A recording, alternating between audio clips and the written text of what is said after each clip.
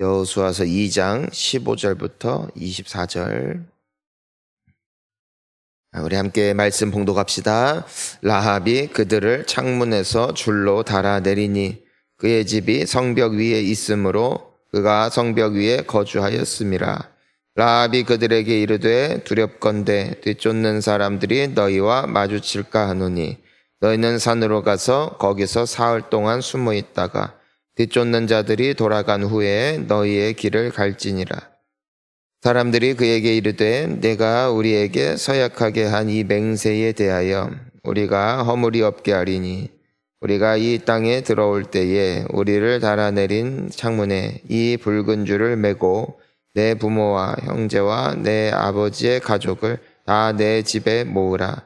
누구든지 내 집 문을 나서를 가면 그의 피가 그의 머리로 돌아갈 것이요 우리는 허물이 없으리라. 그러나 누구든지 너와 함께 집에 있는 자에게 손을 대면 그의 피는 우리의 머리로 돌아오려니와 내가 우리의 이 일을 누설하면 내가 우리에게 서약하게 한 맹세에 대하여 우리에게 허물이 없으리라 하니 라합이 이르되 너희의 말대로 할 것이라 하고 그들을 보내어 가게 하고 붉은 줄을 창문에 매니라. 그들이 가서 쫓는 자들이 돌아오기까지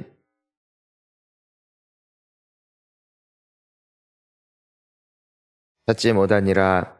그 두 사람이 돌이켜 산에서 내려와 강을 건너 눈의 아들 여호수아에게 나아가서 그들이 겪은 모든 일을 고하고 또 여호수아에게 이르되 진실로 여호와께서 그 온 땅을 우리 손에 주셨으므로 그 땅의 모든 주민이 우리 앞에서 간담이 녹더이다 하더라. 아멘.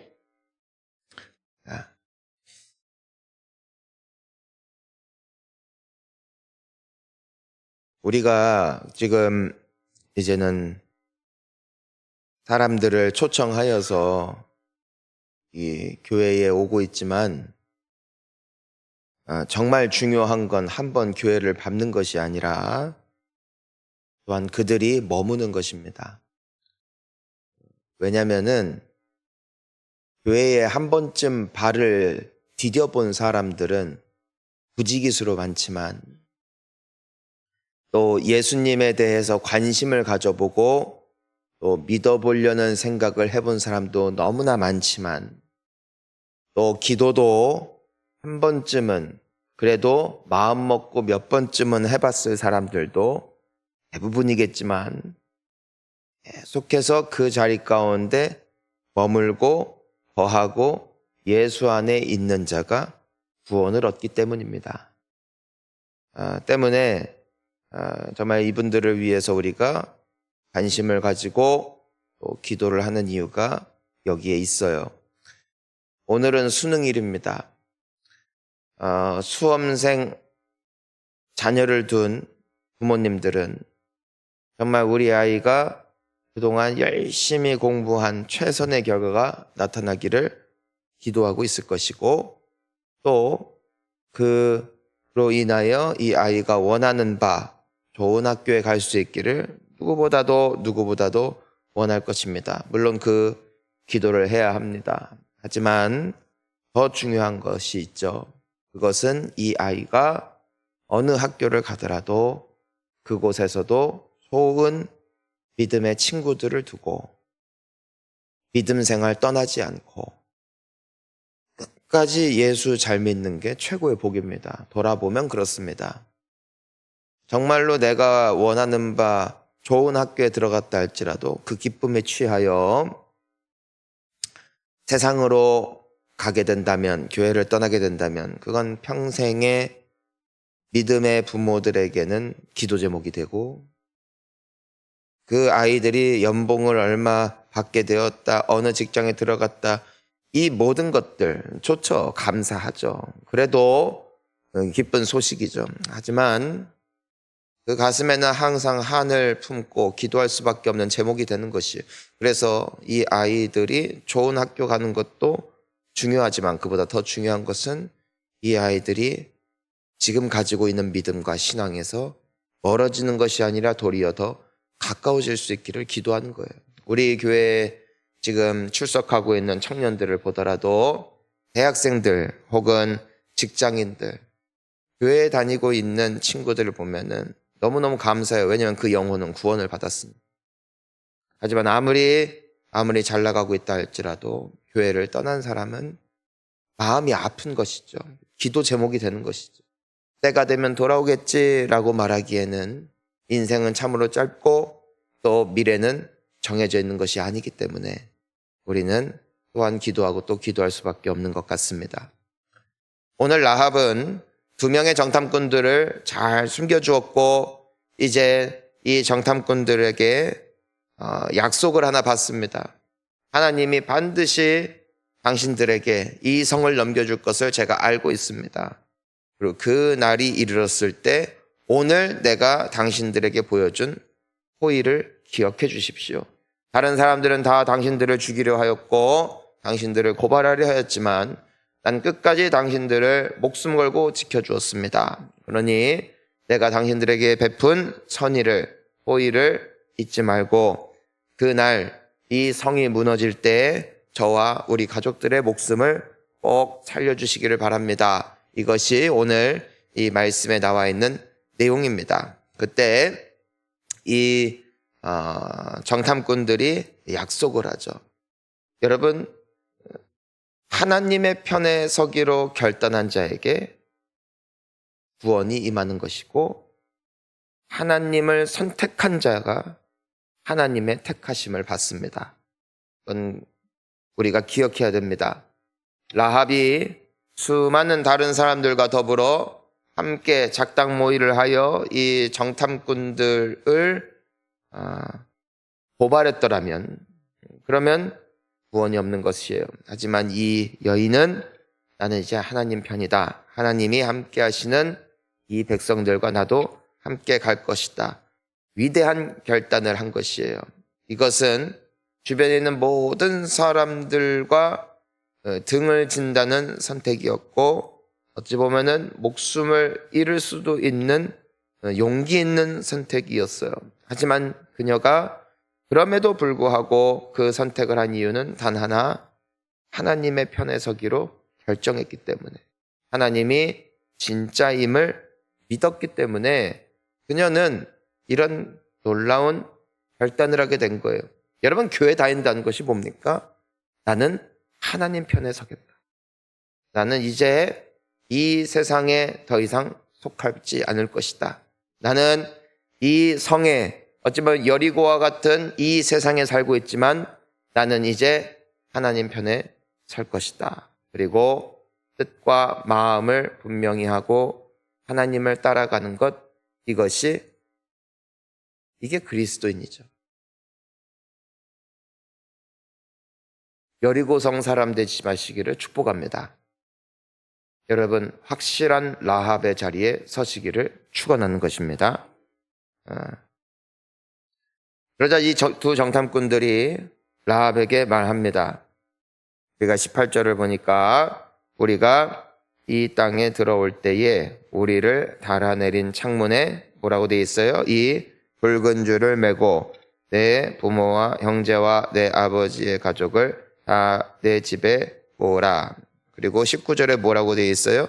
누구든지 내 집 문을 나가서 거리로 가면 그의 피가 그의 머리로 돌아갈 것이요 우리는 허물이 없으리라. 그러나 누구든지 너와 함께 집에 있는 자에게 손을 대면 그의 피는 우리의 머리로 돌아오려니와.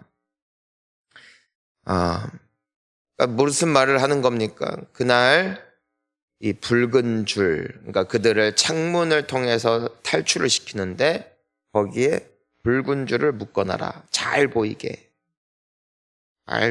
붉은 줄을 묶어놓고, 그리고 뭐래요? 네 부모, 형제, 아버지, 가족을 다 네 집에 모아라. 그러니까 그 집이 안전한 게 아니라 그 집에 뭐가 있는 거예요? 붉은 줄이 있는 거예요. 붉은 줄. 그리고 그 붉은 줄이 있는 집에서 전쟁이 났을 때 니들이 집 밖에 나갔다가 죽으면 그건 우리 책임 아니다 그랬어요. 그런데 그 집 안에만 있다면 난 안전할 것이다. 절대로 그날이 왔을 때 집 밖에 나가지 마라. 집 밖에 절대로 나가지 마라.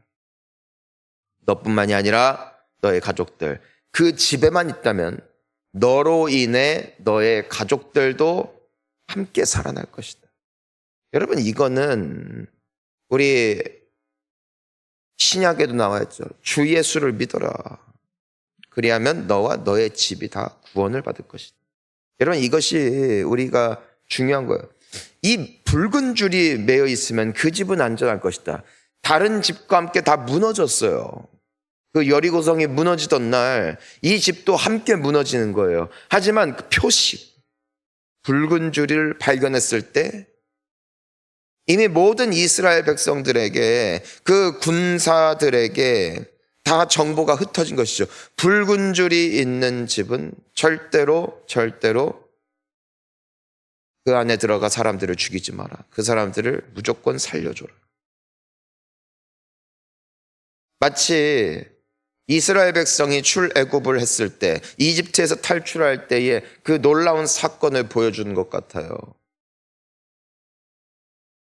이집트에 왔던 10번째 재앙, 모든 장남들이 죽임을 당하던 그날 밤에 문지방에 어린 양의 피가 발라져 있는 집을 그 죽음의 천사가 넘어가죠. 6월절. 그 집이 세련돼서가 아니라, 그 집이 깔끔해서가 아니라, 혹은 그 집 안에 있는 사람들이 남들보다 죄를 덜 지었거나 혹은 좀 더 양심적이거나 좀 더 착하기 때문에 그 죽음의 천사가 넘어간 게 아니라고요. 뭘 보고 넘어간 거예요? 피를 보고 넘어갔다는 거예요. 라합은 하나님의 편에 서기로 결단을 했어요. 하지만 그의 가족들은 어쩌면 라합이 이런 선택을 했다는 것을 전혀 알지 못했을 것이에요. 우리는 그 이야기를 성경에서 세세하게 다루고 있지 않기 때문에 과연 그날, 여리고가 무너지던 그날 과연 라합의 집에 몇 명의 가족들이 모였을까? 아마 라합은 모든 가족들을 초대했을 거예요. 절대로 여기 있어야 된다. 절대로 나가면 안 된다. 과연 몇 사람이나 그 집에 남아 있었는지 성경은 다 기록하고 있지는 않아요. 하지만 그녀의 가족들이 그날 두 정탐꾼들이 왔을 때 그들을 밀고 하려던 사람이었든지 혹은 이스라엘 백성들이 믿고 있는 하나님에 대해서 전혀 관심이 없는 사람이든지 간에 그 모든 건 상관이 없는 거예요. 붉은 줄이 매여 있는 집 안에만 있으면 그들은 그날에 구원을 얻는 것이거든요. 노아의 방주 때 홍수가 터지던 날 노아와 그의 가족들이 구원받았던 유일한 이유는 그들이 그날 방주 안에 있었기 때문에, 다른 사람들이 멸망한 이유는 그들이 악해서가 아니라 그날 방주 밖에 있었기 때문에.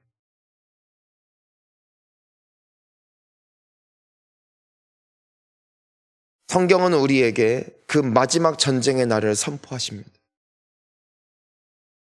그날은 주 예수 그리스도가 다시 오시는 날. 그날 예수 안에 있는 자는 구원을 얻을 것이고 예수 밖에 있는 자는 멸망합니다. 믿으시기 바랍니다. 예수 밖에 있어도 구원받고 예수 안에 있어도 구원받기를 우리는 원합니다. 그래서 우리는 믿지 않는 자녀들을 위해서 기도할 뿐입니다. 걱정 마, 엄마가 기도할게. 너는 공부만 열심히 해. 걱정하지 마, 아빠가 기도할게. 너는 일만 열심히 해. 하지만 그날은 집 안에 있어야 됩니다. 그날은 밖에 나가면 안 됩니다. 우리가요, 전도한 분들을 어떻게든 다시 교회에 올 수 있기를 기도할 뿐 아니라 그분들이 꼭 다시 돌아와서 교회 안에, 교회 생활 안에, 이 예배 안에 머물게끔 하기 위해서 우리가 이제는 애쓰고 또 기도하는 이유가 여기 있는 것이거든요. 한 번 왔다 가는 것 너무 귀하죠. 하지만 그날에는 예수 안에 있어야 되거든요. 여러분들의 모든 가족들이, 여러분들의 모든 자녀들이, 여러분들이 사랑하는 모든 사람들이 그날 예수 안에 있기를 소망합니다.